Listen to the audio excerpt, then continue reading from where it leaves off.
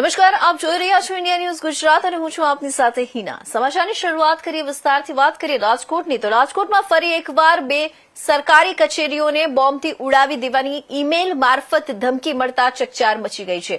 મળતી માહિતી મુજબ રાજકોટના ગોંડલ રોડ પાસે આવેલી પાસપોર્ટ ઓફિસ તેમજ જુબેલી ગાર્ડન ખાતે આવેલી પોસ્ટ ઓફિસને તેમના ઓફિશિયલ ઈમેલ એકાઉન્ટ પર બોમ્બથી ઉડાવી દેવાની ધમકી આપવામાં આવી હતી। ઘટનાની જાણ થતાં જ રાજકોટ શહેર પોલીસ હરકતમાં આવી ગઈ હતી અને એસઓજી, બોમ્બ સ્ક્વોડ તેમજ ડોગ સ્ક્વોડ સહિતની ટીમોએ તાત્કાલિક ઘટના સ્થળે પહોંચી તપાસ હાથ ધરી હતી। સુરક્ષાના ભાગરૂપે બંને કચેરીઓમાંથી અરજદારોને બહાર કાઢવામાં આવ્યા હતા। પ્રાથમિક તપાસ દરમિયાન હજુ સુધી કોઈ શંકાસ્પદ વસ્તુ મળી આવી નથી અને પોલીસ દ્વારા વધુ તપાસ હાથ ધરવામાં આવી રહી છે। ઉલ્લેખનીય છે કે છેલ્લા કેટલાક સમયથી ગુજરાત સહિત રાજકોટ શહેરમાં અવારનવાર બોમ્બ ધમકીના ઈમેલ મળતા રહ્યા છે, જેને લઈને પોલીસે તપાસની કાર્યવાહી શરૂ કરી છે।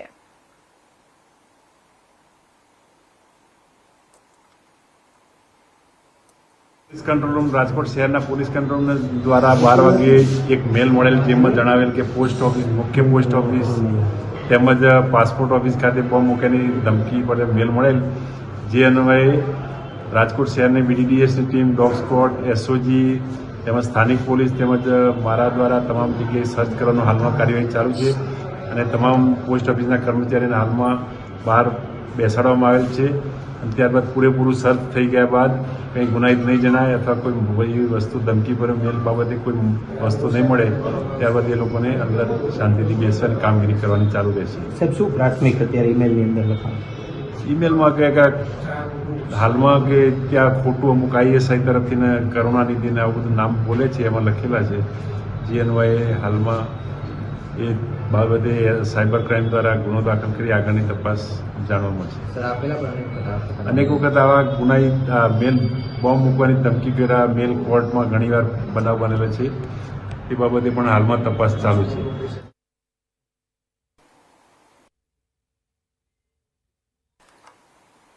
તો હવે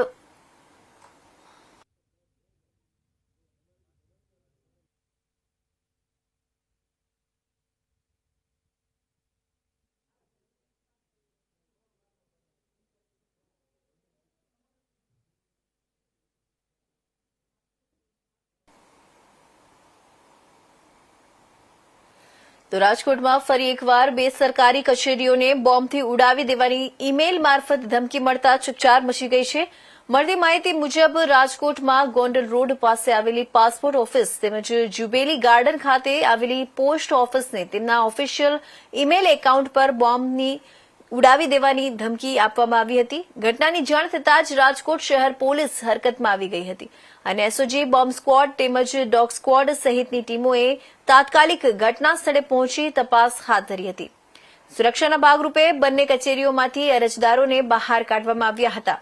પ્રાથમિક તપાસ દરમિયાન હજુ સુધી કોઈ શંકાસ્પદ વસ્તુ મળી આવી નથી અને પોલીસ દ્વારા વધુ તપાસ હાથ ધરવામાં આવી રહી છે। ઉલ્લેખનીય છે કે છેલ્લા કેટલાક સમયથી ગુજરાત સહિત રાજકોટ શહેરમાં અવારનવાર બોમ્બ ધમકીના ઈમેલ મળતા રહ્યા છે, જેને લઈને પોલીસે તપાસની કાર્યવાહી શરૂ કરી છે।